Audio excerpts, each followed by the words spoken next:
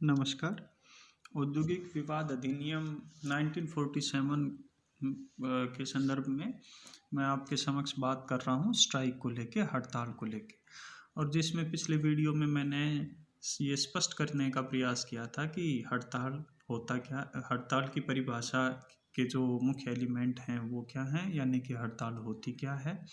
और इसमें जो उसका जो असेंस जो था वो ये था कि जो हड़ताल है वो सामूहिक जो समान साझेदारी है उसके अंतर्गत किया जाने वाला एक ऐसा काम है जिसमें जो व्यक्ति जिस काम के लिए नियोजित किए गए हैं उस काम को करने से सामूहिक रूप से मना कर देते हैं, या समान साझेदारी के अंतर्गत इनकार कर देते हैं, या फिर अपने सामूहिक आचरण के द्वारा उस काम को रोक देते हैं।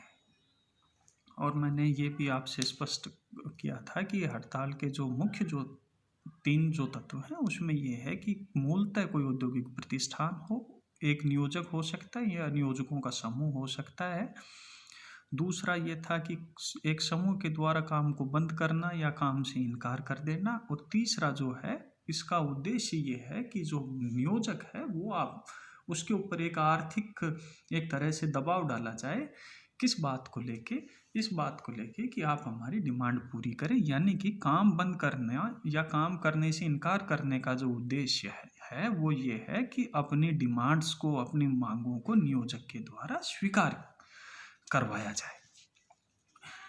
यदि हम इसके अलग अलग प्रकारों की बात करें तो देखिए कि जो उद्देश्य हैं उनको ध्यान में रखते हुए और उनकी पूर्ति करने के लिए कोई भी स्वरूप या तरीका अपनाया जा सकता है। स्थान काल परिस्थिति के अनुसार जो भी तरीका प्रभावी हो वो तरीका इस संदर्भ में अख्तियार किया जा सकता है।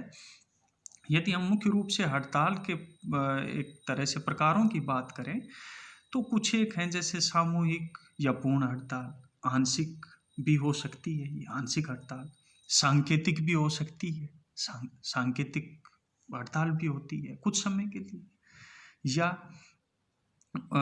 Tool down pen down strike की भाई जो औजार रखो या कलम बंद हड़ताल आप जिसको कह सकते हैं, या गो स्लो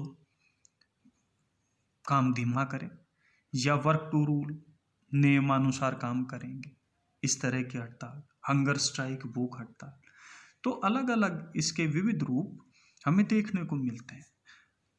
अब बात ये आता है कि भाई जैसे इस संदर्भ में उच्चतम न्यायालय या उच्च न्यायालयों का जो रुख है वो किस तरह का रहा है। जैसा कि मैंने आपसे अभी कहा था कि एक होती है भाई टूल डाउन या पेन डाउन हड़ताल। तो एक मैसूर मशीनरी निर्माता का मामला था, AIR 1966 मैसूर हाई कोर्ट का था। उन्होंने ये सिद्धांत प्रतिपादित किया कि औजार रखो हड़ताल या कलमबंद हड़ताल उस समय होती है जब कर्मचारी अपने काम पर तो उपस्थित हैं किंतु वस्तुतः काम नहीं करते। काम पे उपस्थित होने के बाद काम से इनकार किया जाता है। इसके अंतर्गत नियोजक को अपने कार्य संचालन के नियमित जो कर्मचारी हैं उनके द्वारा रोका जाता है। एक तरह से ये एक ऐसी प्रक्रिया है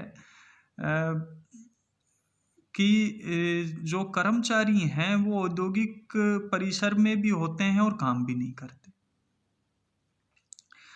हालांकि Patiala cement company limited versus उसके वर्कर्स का एक मामला है जिसमें ये कहा था कि भाई यदि इस प्रक्रिया के दौरान यदि जो वर्कर हैं उनको निलंबित कर दिया जाता है वर्कमैन को, और फिर भी यदि वो औद्योगिक उस परिसर में उस प्रीमाइसिस के अंदर उपस्थित रहते हैं तो इसको हड़ताल नहीं कहा जा सकता। ये काम अतिचार का, ट्रेसपास का अपराध माना जाएगा। इसी तरह से पंजाब नेशनल बैंक वर्सेस उसके कर्मचारी, कर्मकारगण, वर्कमैन, उसमें सुप्रीम कोर्ट ने ये कहा कि हड़ताल के दौरान काम करने से इनकार कर देना और फिर भी जो प्रीमाइसिस है, जो परिसर है, औद्योगिक परिसर है, उसमें कर्मचारियों का उपस्थित रहना या कार्य स्थान को ग्रहण करने के बाद काम करने से इनकार कर देना और दूसरे व्यक्ति जो उस काम के लिए लगाए जा रहे हैं उनके काम में बाधा पहुंचाना, ये हड़ताल जैसी कार्रवाई नहीं है। यानी कि उन्होंने इसको गंभीर अत्याचार की श्रेणी में माना है।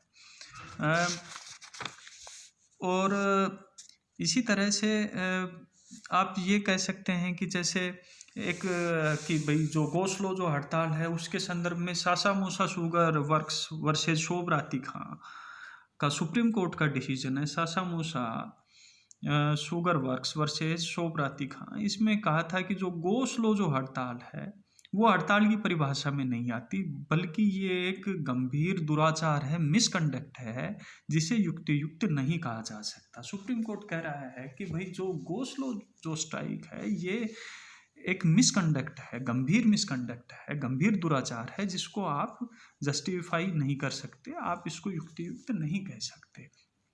एक डिसीजन आया जिसने बहुत प्रभावित किया, Bank of India versus T S Kelawala, बहुत फेमस एक केस है, Bank of India versus T S Kelawala. Supreme Court ने कहा कि हड़ताल की अवधि में कर्मचारी काम ना कर रहे हैं तो उस स्थिति में मजदूरी से अनुपातिक कटौती की जा सकती है।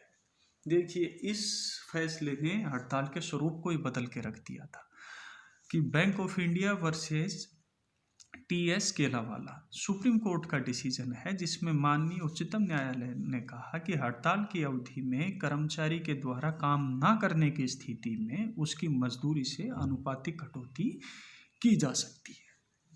तो वस्तु स्थिति ये आई कि कहीं ना कहीं नो वर्क नो पे की दिशा के अंदर ये डिसीजन जा रहा है। अगर हम हड़ताल और तालाबंदी के संदर्भ में बात करें तो जैसा कि मैंने आपको बताया था कि जो रामचंद्रन स्पिनिंग मिल का एक केस था, इसी तरह से मैंने उसी दौरान आपके समक्ष और भी कुछ एक जो केसेस थे कि भाई जो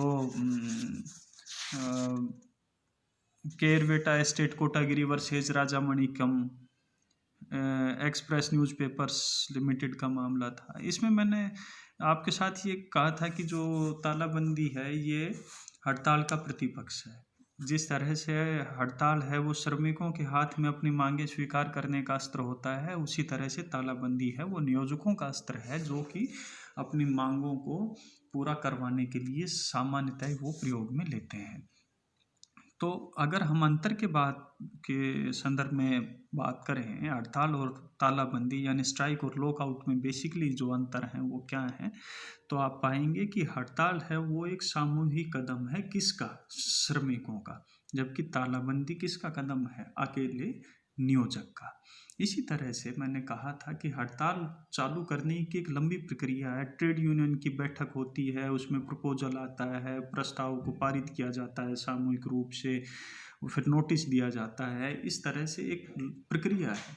जबकि जो लॉकआउट है उस संदर्भ के अंदर इतनी लंबी प्रक्रिया नहीं है, क्योंकि अकेले नियोजक का ही एक तरह से निर्णय होता है।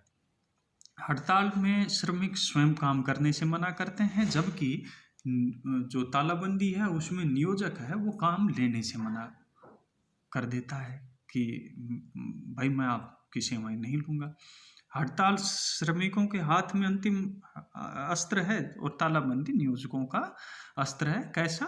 आर्थिक अस्त्र है।